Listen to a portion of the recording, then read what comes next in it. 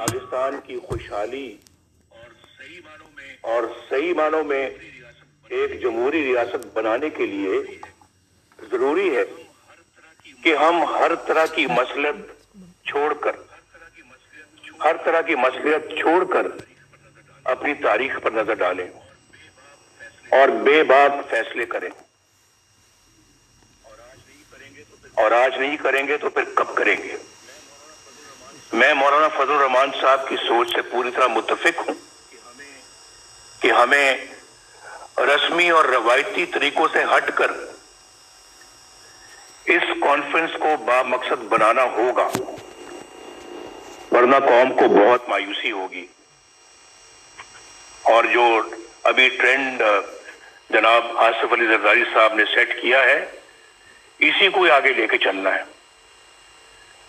आप सब जानते हैं कि 73 बरस से पाकिस्तान को किन मसाइल का सामना है।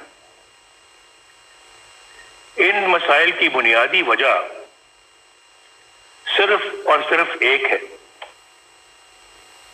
और मैं अपने तजुर्बे से बोल रहा हूं। मेरा भी तजुर्बा अल्हम्दुलिल्लाह पाकिस्तान की पॉलिटिक्स में और पाकिस्तान की खिदमत में काफी ज्यादा है, और मैं ये समझता हूं कि पाकिस्तान को जो मैं वजह बताना चाह रहा हूं वो ये है कि पाकिस्तान को जमहूरी निजाम से मुसलसल महरूम रखा गया है। जमहूरियत की रूह अवाम की राय होती है, यानी मुल्क का इंतजाम वो लोग चलाएं जिन्हें अवाम अपने वोटों की अक्सरियत से ये हक दे। और हमारे आइन की इब्तिदा भी इन्हीं अल्फाज से होती है कि अल्लाह ताला ही कायनात का हाकिम मुतलक है, जिसका कोई शरीक नहीं। उसके तय करदा हदूद के अंदर रहते हुए पाकिस्तान के अवाम की तरफ से इस्तेमाल किया जाने वाला इख्तियार एक मुकद्दस अमानत का दर्जा रखता है। आइन के मुताबिक हमारे जमहूरी निजाम की बुनियाद अवाम की राय पर है। दुनिया भर की जमहूरियतों का यही असूल है। जब जमहूरियत की इस बुनियाद पर ज़रब लगती है और वोट की इज्जत को पामाल कर दिया जाता है, तो सारा जमहूरी अमल बिल्कुल बेमानी और जाली होकर रह जाता है।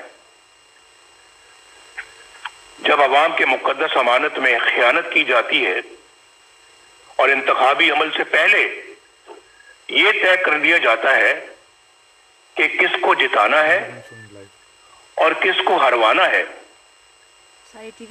इंतखाबात में धांधली से मतलूबा नताइज हासिल कर लिए जाते हैं और रही सही कसर हुकूमत साजी के लिए जोड़ तोड़ में निकाल दी जाती है, तो अंदाजा लगाया जा सकता है कि किस तरह से अवाम को धोखा दिया जाता है और अवामी मैंडेट कैसे चोरी किया जाता है। बदकिस्मती से पाकिस्तान को इस तरह के तजुर्बात की लेबोरेटरी बनाकर रख दिया गया है। अगर कभी अवाम की कोई नुमाइंदा हुकूमत बन भी गई तो उसे हर तरह की साजिश के जरिए से पहले बेअसर और फिर फारिग कर दिया जाता है।